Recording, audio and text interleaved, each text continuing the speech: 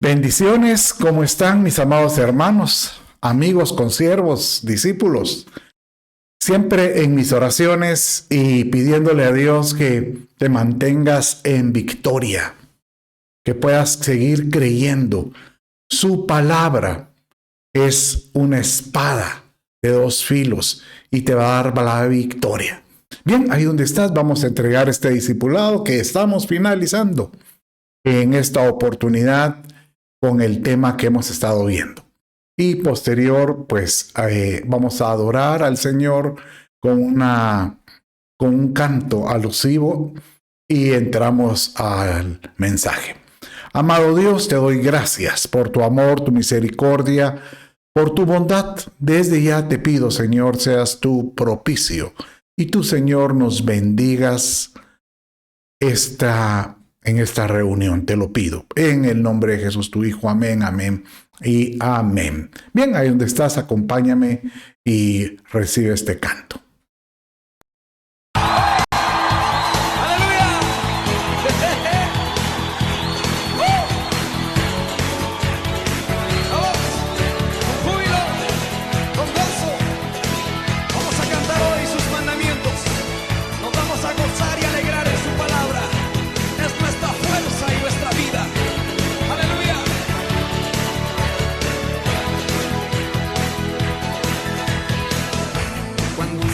Son a mi ser tus palabras, más que la miel en mi boca sedienta, de tus mandamientos he adquirido riqueza, al seguir tu ley, siendo tu presencia. Todos conmigo. Pues lumbrera a mis pies tu palabra, mi guía y mi sostén en mi camino, pues lumbrera es a mis pies tu palabra, mi guía y mi sostén en mi camino. ¡Aleluya!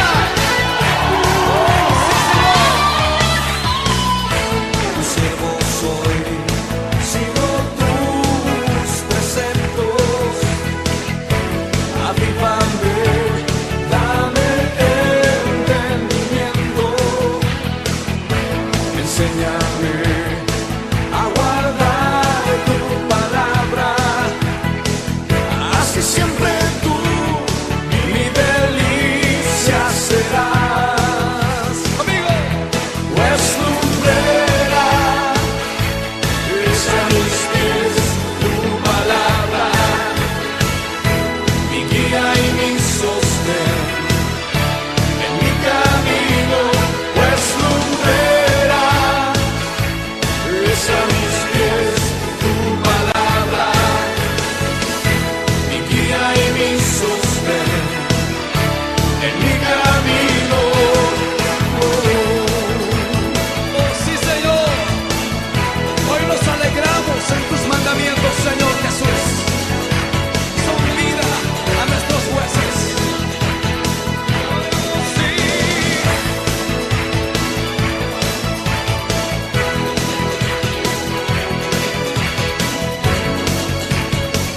Dime conmigo, pues lumbrera, todos juntos.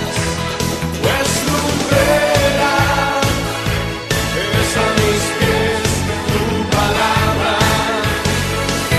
mi guía y mi sostén en mi camino.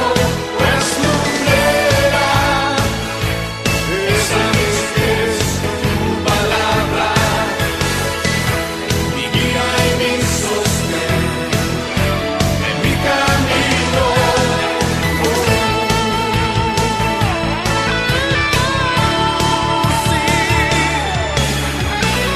Aleluya.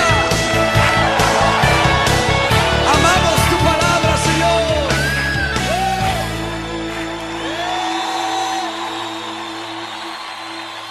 Aleluya. No hay como tener la convicción, la seguridad que Tenemos que amar, vivir por su palabra. Pues vamos a finalizar hoy con esta tercera parte de viviendo por su palabra. Te animo a que puedas tener un cuaderno donde anotar siempre, que puedas inclusive, si quieres seguir digiriendo, porque esto es como tú lo masticas cuando lo oyes, pero lo digieres cuando lo acentúas. Y mejor si vuelves a escuchar este mismo mensaje, regresas al anterior y te puedo asegurar que Dios te va a estar hablando muchísimo y vas a ser formado tal como lo estamos provocando, que seas un fiel discípulo. En los dos reuniones anteriores estuvimos escarbando acerca de la importancia de por qué el Señor permitió dejarnos en forma escrita para que después se pudiera propagar siempre por medio de diferentes métodos, por medio de un mensaje, por medio de una lectura, por medio de un video. El enriquecer la vida de las personas por medio de lo que Él dijo, de lo que el Señor dijo, no solo nuestro Señor Jesús, sino nuestro Padre Celestial. Y la Escritura está llena, repleta de promesas, las cuales nosotros tenemos que retomar, porque eso es lo que nos da vida, la vida espiritual, que es lo que debiera de permanecer. Y por eso, hay varios versos que hablan acerca de esto. En Levítico 18, verso 5 dice: lleven a la práctica mis leyes y mis mandamientos. Inclusive estuve haciendo alusión a que cuando uno lea la palabra leyes y mandamientos, puede ser que algunos tengan algún rechazo porque piensan en las leyes de un país, pero más que una imposición, tal vez ponle la palabra, lleven a la práctica mis mandatos. Entonces, ya cuando uno oye como una instrucción de parte del Padre o del Señor, ya uno le toma le da una otra atención. Por eso dice, pues quien obedezca vivirá gracias a ellos, pues yo soy el Señor. El Padre siempre nos dejó esa salida para poder transformar a su pueblo o a las personas que se acercan a Él. La finalidad de poder llevar y caminar en esto es la salvación. Obviamente Jesucristo es el camino, la verdad y la vida, y no hay otro medio de llegar al Padre si no es por Él. Pero la forma como nosotros recibimos un mensaje de salvación es por lo que Él declaró, Él dejó plasmado. Por eso dice Santiago 1:21, por lo cual, desechando toda inmundicia y todo resto de malicia, obviamente pueden haber obstáculos que no permitan que esa palabra de bendición dé su fruto. Y obviamente esto es pues todo lo que va en contra de lo que el Padre quiere. Entonces dice, recibid con humildad la palabra implantada, que es poderosa para salvar vuestras almas, dice Santiago 1:21, ¿verdad? Entonces, teniendo esta convicción que Dios nos va a dar salvación en Cristo por medio de un mensaje, podemos también creer que Él nos quiere desarrollar, que tú puedas alcanzar. La Escritura le llama a diferentes formas. Por ejemplo, alcanzar una estatura, alcanzar una madurez, o, como lo dice 1 Pedro, capítulo 2, verso 2, alcanzar el crecimiento. Entonces dice, desead como niños la leche pura de la palabra, para que por ella crezcáis. Diga conmigo, creceré por medio de su palabra. Y obviamente me garantiza la salvación. Muy importante el que tú puedas trabajar por mantener tu salvación y que te puedas mantener firme creyendo en ella. Y obviamente esto llega porque la fe, nosotros desarrollamos la fe en nosotros. Y dice Romanos, la fe es por el oír y el oír es por la palabra de Dios, dice Romanos 10. Y el Señor dice, mi Señor Jesús dijo de esta manera en Juan 5:24, en verdad os digo que el que oye mi palabra y cree al que me envió, tiene vida eterna. Y no viene a condenación, sino que ha pasado, aleluya, valga la redundancia, de muerte a vida. Padre mío, háblanos, que los dichos de tu boca alcancen toda sensibilidad nuestra para que nosotros nos sentamos atraídos por lo que sale de tu corazón. Y si nos sentimos atraídos por lo que sale de tu corazón, obviamente correremos en pos de tu presencia.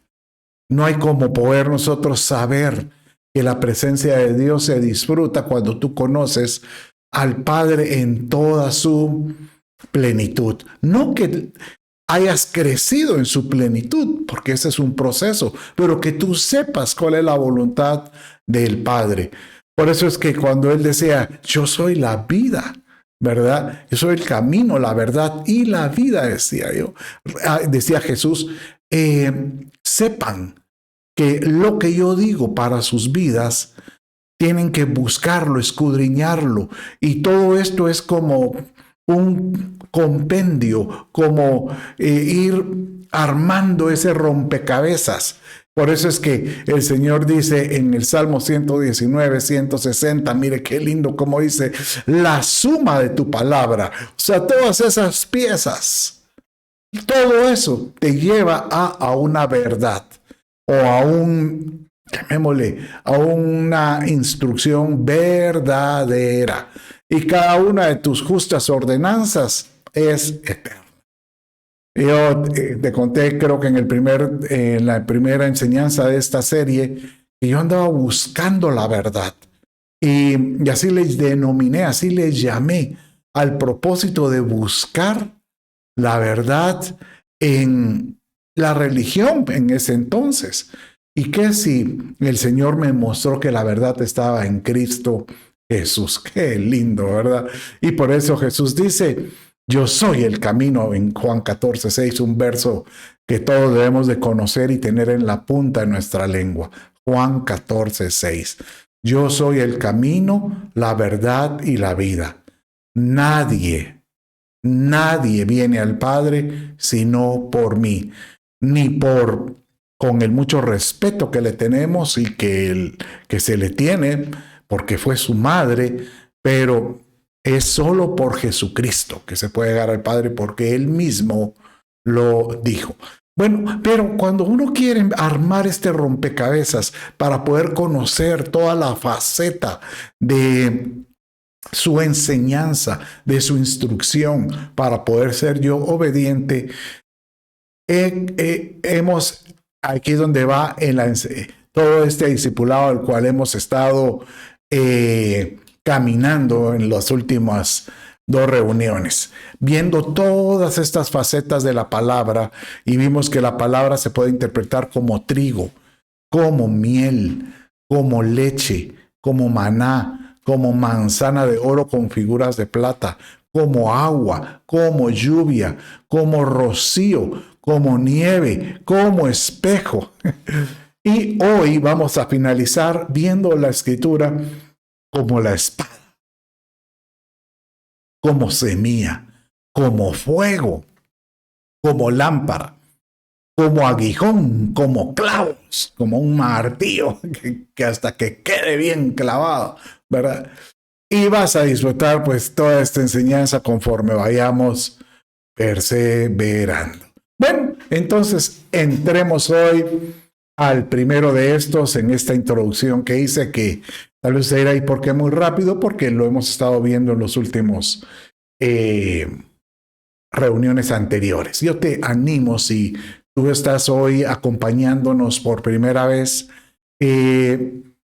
te animo, no sabes cuánto, que puedas tú tomar el tiempo y estudiar la parte 1, la parte 2, para seguir comprendiendo la parte 3. Bien, entonces, la escritura, la palabra, sus dichos, entre todas sus facetas, también se pueden interpretar como una espada. Y realmente, cuando uno entiende la palabra espada, uno la entiende como una arma. Es más, la escritura dice que nosotros debemos de ser equipados con, obviamente, la armadura del creyente, pero tenemos que tener alguna arma ofensiva. Hay defensiva como el escudo y la armadura, pero hay una ofensiva para poder nosotros acertadamente saber contra qué batallamos. ¿Por qué? Porque así como la palabra penetra en nosotros, pensando en que la palabra llega hasta lo profundo de nuestro ser, hace una labor. Igual manera, cuando nosotros manejamos esa palabra, y llamémosle, cuando tú manejas la espada por la palabra que tú recibes, tienes que lograr penetrar al corazón de algunos para que haga esta misma labor, tal como lo dice este verso, Hebreos 4:12, que dice de esta manera: porque la palabra de Dios tiene vida y poder. Qué lindo esta versión, Dios habla hoy.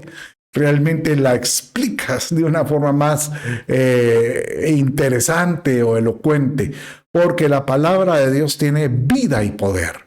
Es más cortante que cualquier espada de 2 filos y penetra hasta lo más profundo del alma y del espíritu, hasta lo más íntimo de la persona. Somete a juicio los pensamientos y las intenciones del corazón. Mire, solo este verso enriquece tanto acerca de lo que es cuál es el objetivo final de una palabra bien dicha, de una palabra que tiene unción, una palabra que tiene el respaldo escritural, porque uno puede escuchar muchos mensajes pues por medio de los medios electrónicos, así como tú me estás escuchando, pero lo más importante es que tú puedas ver que ese mensaje pueda hacer un impacto en tu vida, que pueda llegar a tocar alguna sensibilidad que tú tengas. ¿Para qué? Porque si logra tocar algo, llega a hacer algo, llega a crear un impacto en tu vida, puedes empezar a tener vida para tener un poder en ella, ¿verdad? Y esa palabra, entonces, ¿qué es lo que hace? Separa, ¿verdad? Como dice la parte almática, que es donde están, pues en el alma están las emociones, los pensamientos, las emociones y las convicciones. Prácticamente, como diríamos, todos los sentimientos también, ¿verdad? Entonces, muchas veces esta ser interior emotiva del individuo puede competir, a veces no se quiere dejar domar, llamémosle así, por lo que el Espíritu quiere hacer en el corazón del hombre. Acuérdense que el Espíritu de Dios quiere crear una transformación y quiere domar, o sea, quiere sujetar esa parte que no nos permite evolucionar o ser desarrollados. Entonces, cuando uno deja que la palabra de Dios, uno la escucha y hace lo que tenga que hacer, penetra, ¿verdad? Y llega hasta lo más íntimo, dice, ¿verdad? De modo que ya puede uno hasta juzgar sus pensamientos. Pensamientos que brotan, dirás tú, esto no va conforme a lo que mi espíritu me dice o lo que la palabra dice, ¿verdad? Y inclusive uno logra domar, sujetar las intenciones del corazón. ¿Por qué es tan importante esa parte emotiva? Porque cuando habla el corazón, pues esa parte donde están las emociones, los sentimientos, esas convicciones pues, internas del hombre, de la persona, llamémosle su naturaleza carnal inclusive, ¿verdad? Entonces, ¿por qué es importante domarla? Porque Jeremías dice, y acuérdese lo que dice, el Señor dice,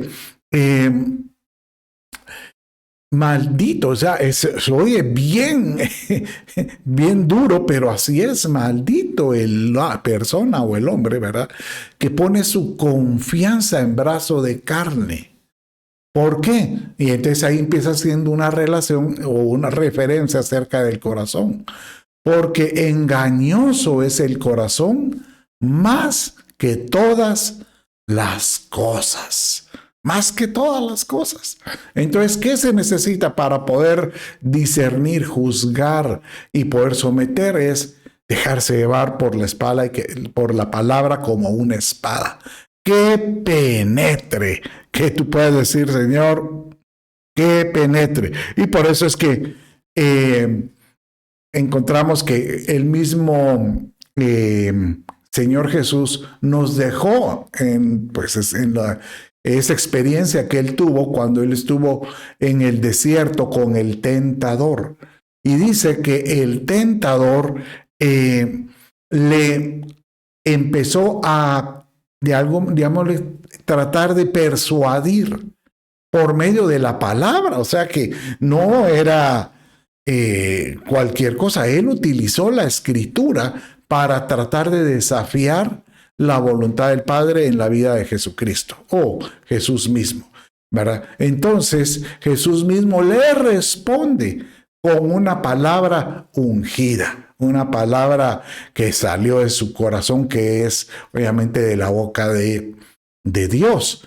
Entonces, esto nos obliga a pensar que así como podemos ser nosotros atacados con palabra que nos pueda afectar, que no es escritural o no es un mensaje que nos pueda edificar, ¿verdad? Tenemos que estar armados. O sea, tenemos que tener la armadura. Y Efesios 6 relata cómo es que debería ser la armadura del creyente. Ya hemos estudiado esto en diferentes discipulados, pero tan importante. Inicia, por ejemplo, teniendo el yelmo, que es como el casco de la salvación. ¿Por qué? Porque cubre tus pensamientos. Lo que tú oyes, a veces lo que tú oyes es lo que hace cambios en uno, ¿verdad? De ahí de la coraza de justicia, esa pechera, ¿verdad? El cinto, ¿verdad? Que cubre los lomos, que habla acerca de, la coraza habla del corazón, la coraza de justicia que cubre tu corazón, esos órganos tan importantes, que es lo que son tus sentimientos, porque los sentimientos pueden, como ya vimos, pueden ser engañosos, pero el cinto de la verdad que dice que tener esa veracidad sobre... ¿Por qué el cinto? Porque cubre los lomos, dice. Y en los lomos está la parte reproductiva, lo que te produce así dar vida. Entonces, si tú no estás con la verdad, con el cinto de la verdad, puedes tú, en lugar de transferir vida, puede ser, algunos pueden transferir muerte o sencillamente no transferir nada. Y después ahora, pues, las sandalias del Evangelio, calzados en los pies, ¿verdad? Con el Evangelio de la paz, ¿verdad? pero habla de dos instrumentos muy importantes, ¿verdad? Que es el escudo, que es una defensa. Sobre todo, tomad el escudo de la fe, con que podáis apagar los dardos del fuego del maligno, dice Efesios 6, 16. Y el verso 17 dice, y tomad. ¿Verdad? O sea, mire, cuando uno lee este verso, el inicio, y dice, sobre todo, quiere decir que sobre toda la armadura que tú tienes, hay que tener sobre todo eso. Es más, ¿sabe qué me da la impresión?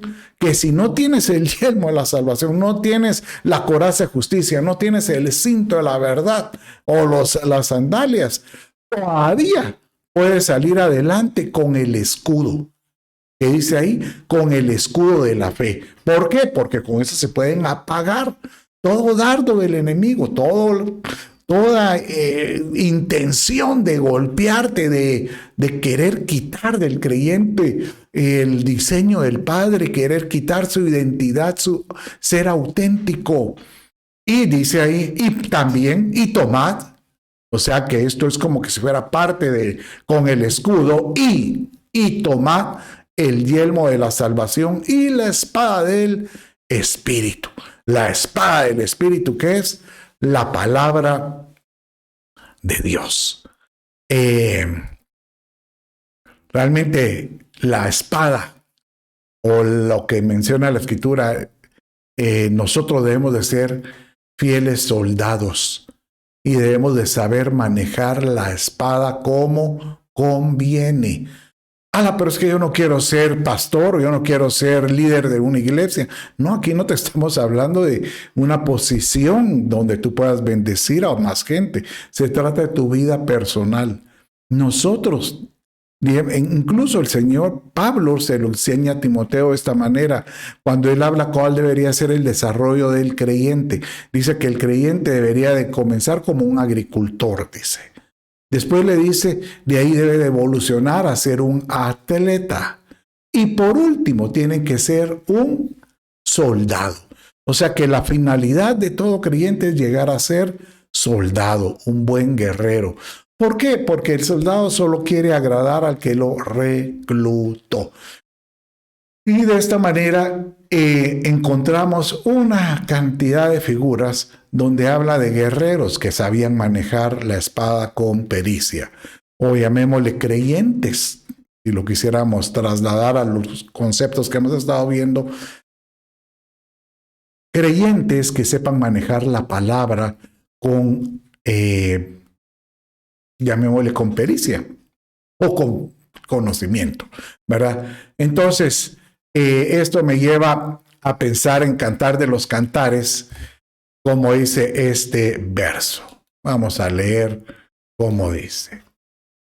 Pero si es Salomón, aquí está relacionándose, acuérdese que Cantar de los Cantares es una, llamémosle, una hermosa explicación acerca de la relación de un hombre con su amada, por eso le llaman como el libro del amor. Y este hombre es un hebreo, un judío, ¿verdad? Que se le llama Salomón, que es el que le escribe a una sulamita, pero es una figura también de Cristo con la sulamita, que es la iglesia. Esa es una relación entre Cristo y tu persona.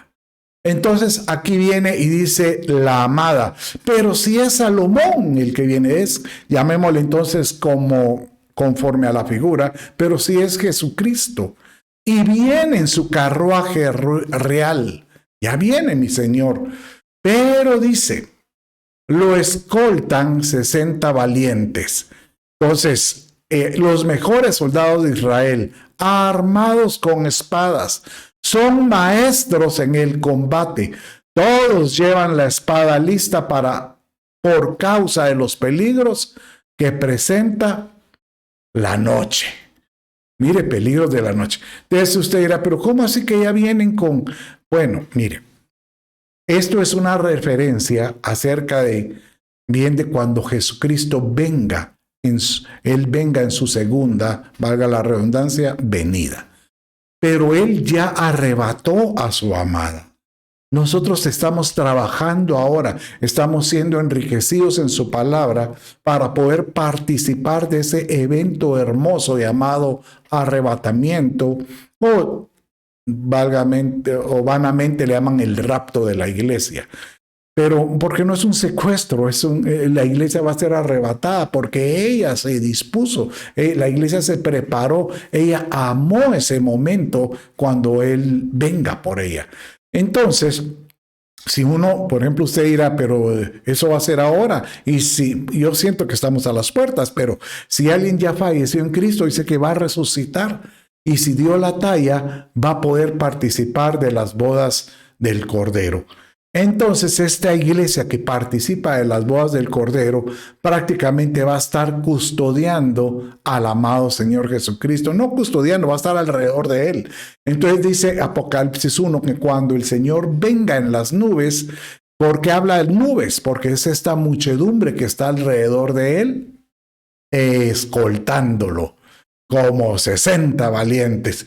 Que seguramente la figura 60, no es que hayan 60 físicamente, solo 60 salvos, no, va a ser una explicación, pero más que todo es de los valientes soldados. Yo te animo a que tú seas de los que anhele buscar su palabra para poder ser diestro en el manejo de ella. ¿Por qué? Porque cuando venga la noche, inclusive ahora, si viene la noche, la noche es una figura de oposición, de obscuridad, de adversidad. Tú puedas estar armado para poder salir adelante. Qué lindo esto, ¿verdad? Bueno, sigamos viendo y veamos otro ejemplo lindo acerca de la palabra. Y veamos la palabra como semilla. Este es tal vez de los más utilizados, de los términos más enseñados, imposible, por supuesto. ¿Por qué como semilla? Porque la fe es como una semilla. Porque la fe empieza con algo muy pequeño, dice la Escritura, puede ser como una semilla de mostaza muy pequeña, pero el poder que tiene la fe puede provocar que esa semilla se convierta hasta en un gran árbol. Imagínense que la Escritura habla de árbol cuando la mostaza es una hortaliza, o sea que puede romper inclusive su naturaleza. ¿Por qué una semilla? Porque en la semilla hay vida. Por supuesto que hay vida. Y por eso el Señor decía, cuando Él hablaba de la parábola del sembrador, y Él explicando la semilla que cayó en diferentes tipos de tierra, acuérdese que dio una tierra que estaba en el camino, la otra que estaba junto a las piedras, y la otra que estaba entre la maleza, y por último la que cayó en buena tierra. Pero aún en la de buena tierra solo hubo semilla que dio el 30 y otro que dio el 60 y otra que dio el 100%. O sea que aunque tú puedas dar fruto en el 30 o el 60 o al 100 en cualquiera de esos estadios, con que des el fruto que estabas destinado a dar, el Señor te va a alabar en todo momento. Pero ¿por qué una semilla? Porque en la semilla hay un poder, le llamo yo, de germinación. ¿Cómo es posible que de una semilla uno pueda tener llamémosle si fuera maíz, sale ese tallo, se levanta y empieza a dar mazorcas? O sea que de una pequeña semilla usted puede tener unas 6 mazorcas llamémosle de esa cosecha, y cada mazorca o puede tener usted hasta tal vez 100, 200 semillas más. O sea que una semilla puede llevar mucho fruto. O sea que el objetivo de la semilla es que pueda tener fruto en todo sentido. Y este concepto de la semilla lo encontramos desde toda la Escritura, cuando yo te decía que es muy usado en ese término.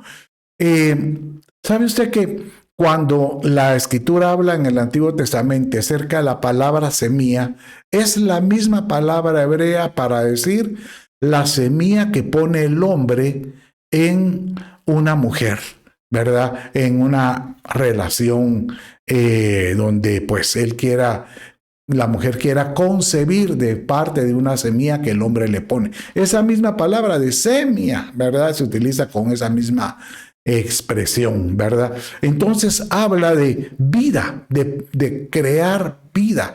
Esa misma palabra de simiente, que es lo mismo que semilla, es la misma palabra que de descendencia. Entonces encontramos que toda descendencia comienza con una semilla de alguien. Por eso es que en Génesis, cuando el Señor les dice, ustedes quieren expandirse o ser de bendición, le decían a Adán y Eva, miren en lo que les doy. Y dice Génesis 1:29, y dijo Dios, he aquí os he dado toda planta que da semilla, que hay en la superficie de toda la tierra, y todo árbol que tiene fruto. Acuérdese que da fruto. ¿Por qué? Porque si va a dar fruto es porque porta una semilla para que se siga multiplicando. Y dice el Padre, y esto os servirá de alimento. Aleluya. Mire, a mí el concepto este de la semilla realmente me impacta tanto. Porque cuando uno quiere hacer eco, o cuando uno quiere ejecutar, llamémosle, aquella ordenanza que dio Jesús en la gran comisión que se llamaba id y haced discípulos a todas las naciones, el concepto era de ir y poner una semilla en el corazón de alguna persona y que ésta pueda empezar a dar vida para que crezca y pueda después estos dar frutos. Por eso es que el Señor decía, por sus frutos los conoceréis. O sea que nosotros vamos a ser medidos por la calidad del fruto que nosotros aportemos. Pero tú dirás, si yo soy bueno. Sí, pero tu bondad tiene que haber provocado en alguien más vida. O sea, tu bondad, tu integridad, lo que tú has recibido del Padre, debió haber formado en ti tal capacidad que tú cuando puedas compartir con alguien que esté alrededor tuyo, tú le puedas depositar esa palabra como una semilla. Y si esa palabra cae en el corazón como esa semilla y él la cree y él permite que empiece, y bueno, y si tú lo cuidas también, ¿verdad? Si tú velas de que pueda crecer y él empieza haciendo lo mismo con alguien más, provocaste que tu fruto sea bueno. O sea que provocaste que tu semilla estaba viva porque sí estaba llamado a dar fruto, ¿verdad? Qué lindo esto, porque realmente en esto nos encontramos que si algo quiere el Padre es que su palabra siempre, siempre dé fruto en todo sentido. Por eso dice Isaías capítulo 55, verso 10 y 11 de esta manera. Mire cómo dice este verso que te va a volar la cabeza. Porque como descienden de los cielos la lluvia y la nieve, y no vuelven allá, sino que riegan la tierra, haciéndola producir y germinar, dando semilla al sembrador y pan al que come. O sea, obviamente una semilla que evoluciona, se transforma, da el fruto que quiere, digamos en este caso es trigo, y de esta manera, de ese trigo podemos tener pan para comer Así dice el Señor, así será mi palabra que sale de mi boca. No volverá a mí vacía sin haber realizado lo que deseo y logrado el propósito por el cual la envié. Aleluya. Mira, cree que si Dios te ha dado una palabra y tú la atesoras y tú dices, Señor, yo creo que tú me quieres bendecir. Yo tomo esa instrucción. Yo quiero ser bendito en tu palabra. Y permites que en ti empiece a haber un cambio. Y tú logras mostrarle a alguien más del cambio que hubo en tu vida. Y este alguien te dice, yo quiero de lo que tú tienes. Dame de lo que tú tienes. Enséñame de lo que tú tienes. O llévame a donde recibes tú esto, y esta persona empieza a crecer en ello. No cabe duda que Dios cumplió su palabra, porque realmente Él la mandó como la lluvia y dio el fruto que Él quería. Y ten por seguro que también las bendiciones vienen con ello. Qué hermoso esto, ¿verdad? Bueno, vamos a entrar ahora a otro de los ejemplos que tenemos. Su palabra como fuego, ¿verdad? Dice Jeremías 23, 29 y el 31 de esta manera. ¿No es mi palabra como fuego, declara el Señor, y como martillo que despedaza la roca? He aquí estoy contra los profetas, declara el Señor, que usan sus lenguas y dicen, el Señor declara. Bueno, pues miren, como hemos visto, cada una de las facetas pues tiene una función diferente. Por ejemplo, el agua, vimos que lo que hace es purificar, limpiar, el agua como su palabra, por ejemplo, y así vimos el rocío, vimos la nieve, que la nieve lo que hace es preservar para que dé fruto en el futuro. Bueno, vimos la espada, que sirve para separar, para poder juzgar, para que tú puedas de alguna manera considerar. De la misma manera la semilla que da vida, pero el fuego realmente sirve para, llamémosle, diferente al agua, porque el agua habla de limpieza, pero aquí el fuego habla de consumir, habla de purificar, habla de, llamémosle así, como de acrisolar, de quitar todas las imperfecciones hasta que pueda ser perfecto algo, como cuando se acrisola el oro, dice. ¿Qué es lo que hacen?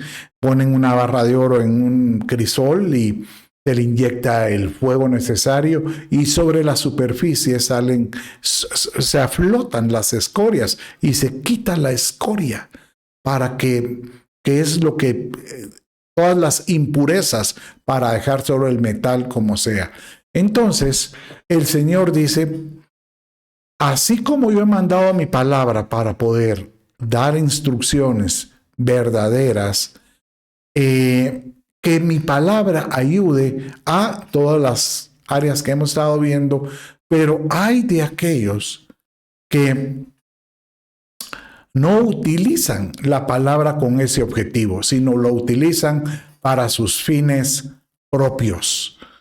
Entonces dice el Señor que a estos va a venir mi palabra como fuego hasta tratar de quitar toda mala intención para que sea revelada la intención verdadera del Padre.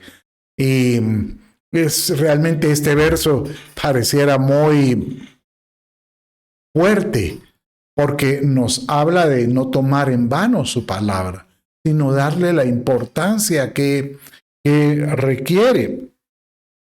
Y por eso es que el Señor muchas veces permite que, utilizando el fuego como figura, que a veces nosotros tengamos pruebas. ¿Para qué? Para poder limpiar, separar, purificar todas las cosas que de alguna manera el Señor quiere elaborar como el crisol, dejar solo lo puro en nosotros. Mire cómo dice 1 Pedro, capítulo 4, 12, se lo voy a leer.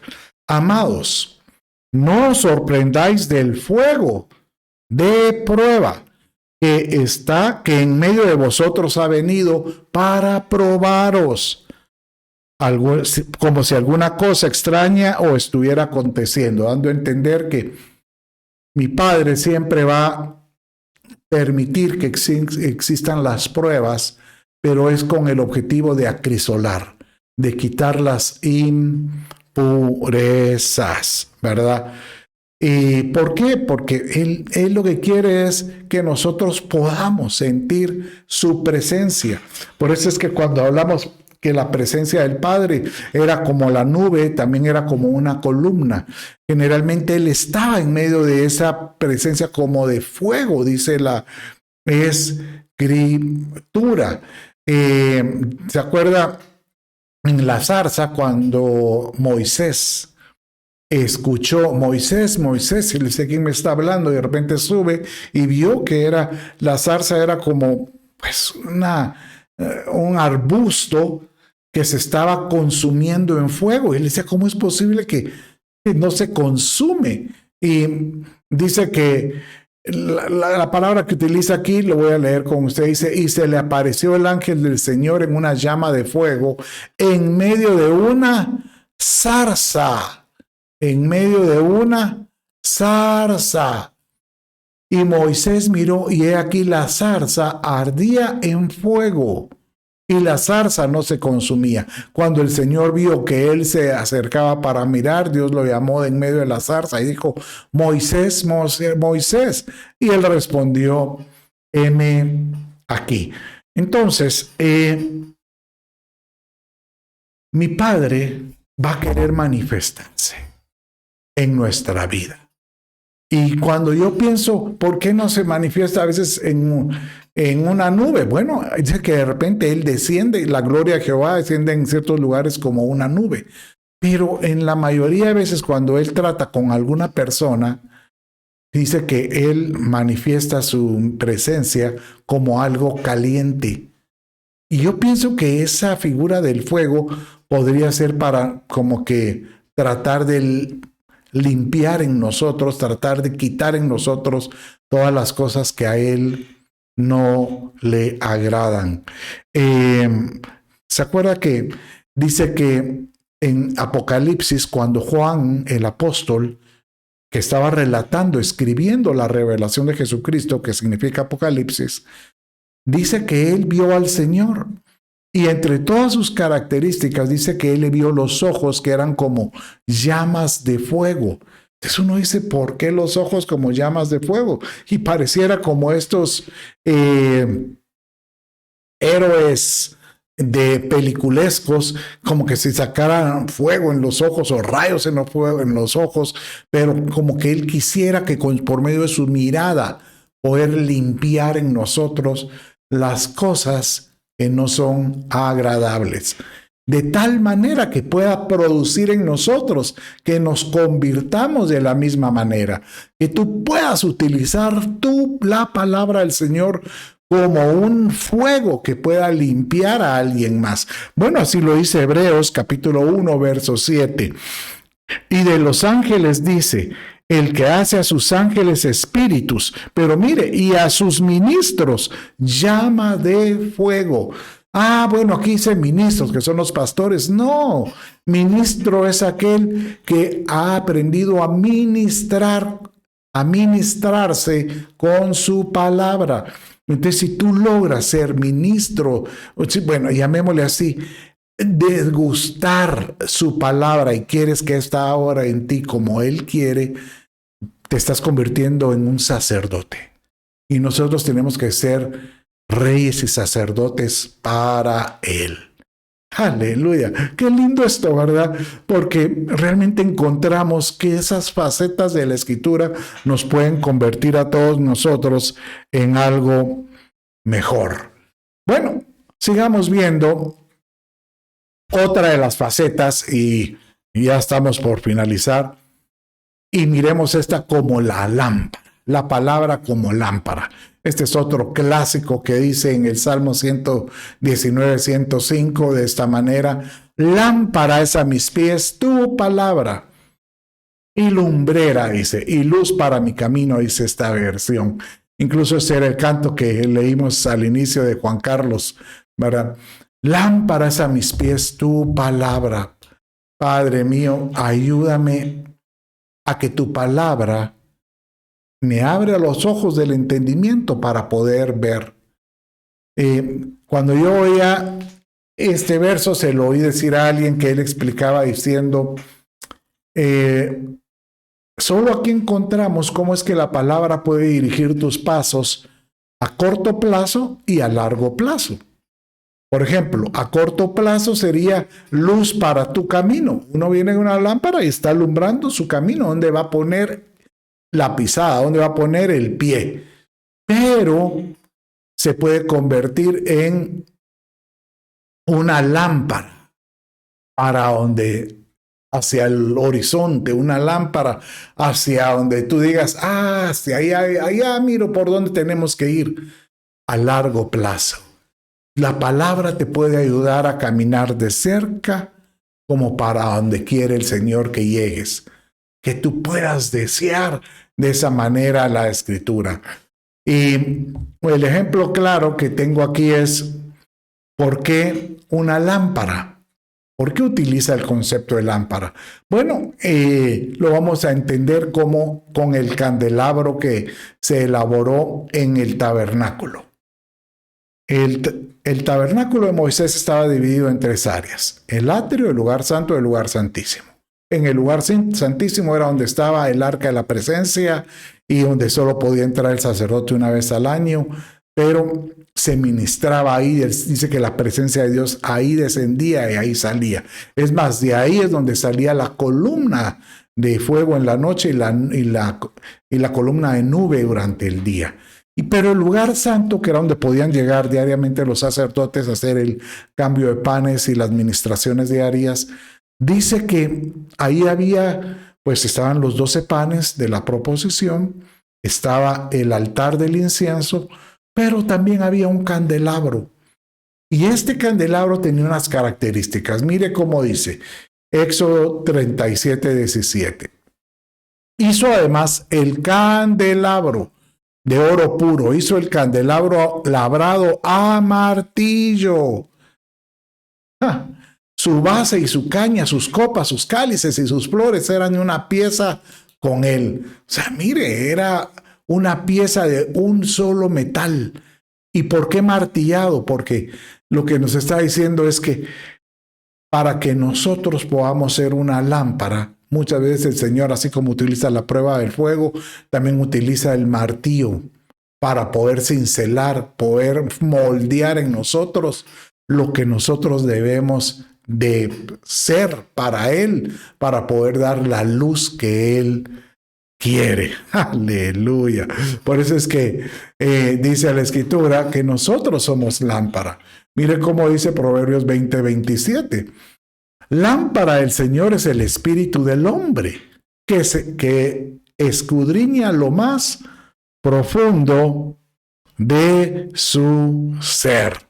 Y dice después Mateo 5, 14 y 15, Mateo 5, 14 y 15, vosotros sois la luz del mundo. Una ciudad situada sobre un monte no se puede ocultar, ni se enciende una lámpara y se pone debajo de un almud, sino sobre el candelero, sobre el almud, la mesa, el candelero, y alumbra a todos los que están en la casa. Aleluya. Bueno, nosotros somos lámpara. Déjate moldear. Déjate que la lámpara, que la palabra de Dios haga en ti que forme en ti ese resplandor que Él quiere que tú puedas dar a alguien más. Y de esta manera vamos a poder tener también la lámpara encendida siempre. Dice Lucas 12:35, estad siempre preparados y mantened las lámparas encendidas, dando a entender que tenemos que estar llenos del Espíritu Santo. Por eso es que la figura del Espíritu Santo como aceite es hermoso, porque ese candelabro del lugar santo tenía que tener ese aceite continuo para poder dar esa unción.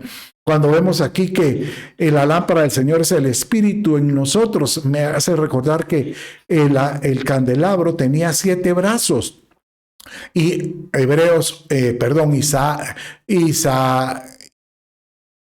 Isaías capítulo 11, verso 1, habla que el Espíritu de Dios son 7 espíritus, como que se fuera representando de cada brazo. Nosotros si dejamos que su lámpara, su luz llene nuestra vida con la unción del Espíritu Santo, te puedo asegurar que los espíritus del Señor van a obrar en ti. Aleluya. Bueno, mis amados, vamos a terminar ya este discipulado con este último elemento, y es su palabra, que es una figura de aguijón y clavos. Y dice así Eclesiastés 12:11. Las palabras de los sabios son como aguijones y como clavos bien clavados. La de los maestros de conexiones dadas por un pastor. Vamos a leerlo nuevamente porque quiero que le pongas atención. Las palabras de los sabios son como aguijones y como clavos bien clavados. La de los maestros de colecciones dadas por un pastor. En otras palabras, aquí lo que está diciendo es: permite que la palabra quede bien asentada, quede bien firme en tu corazón, y que tú puedas saber que una palabra quedó bien retenida, como un clavo bien clavado. Por eso habla de un martillo. Por eso yo cuando a veces te digo, ¿por qué es que cada discipulado vuelve a dar la misma introducción? Porque esa introducción es vital para poder entender lo que sigue. Y si lo repito varias y varias veces es para que quede bien asentado en tu corazón. Por eso Pablo, cuando le escribió a los ahorita dice que la palabra que está firme afirma los pasos. Y dice en el Salmo 119, 133, afirma mis pasos en tu palabra y que ninguna iniquidad me domine. Que la palabra queda afirmada, bien firme. Y aquí donde te decía que Pablo decía en Filipenses, yo creo que lo había puesto, pero él dice, si algo yo repito sobre sus vidas una y otra vez, y es porque tiene que ser seguro en sus vidas. Creo que está en capítulo 3, verso 1. Pero hace entender de que nosotros tenemos que estar afirmados por medio de su palabra. Y que de esta manera podamos ser edificados. Aleluya. Bueno, mis amados hermanos, con esto, pues prácticamente estamos finalizado esta serie de temas acerca de viviendo por medio de su palabra. Yo deseo de todo corazón que haya sido edificado y te ruego que no solo lo escuches, sino que mastiques y lo digieras y lo vuelvas a masticar y lo digerirlo hasta que se vuelva parte de ti. Déjame bendecirte. Padre, en el nombre de Jesús, yo bendigo la vida de mi hermano, santifícalo y manténlo exitoso en todo lo que emprenda. Y que tu palabra sobre él, Señor, empiece a dar el fruto que tú quieras. Desde ya dale lo que necesita, concédele lo que necesita. En el nombre de Jesús tu Hijo. Amén, amén y amén. Bien, mis amados hermanos, con esto terminamos esta enseñanza. Te bendigo enormemente y desde ya te pido a Dios que seas exitoso en todo. Bendiciones.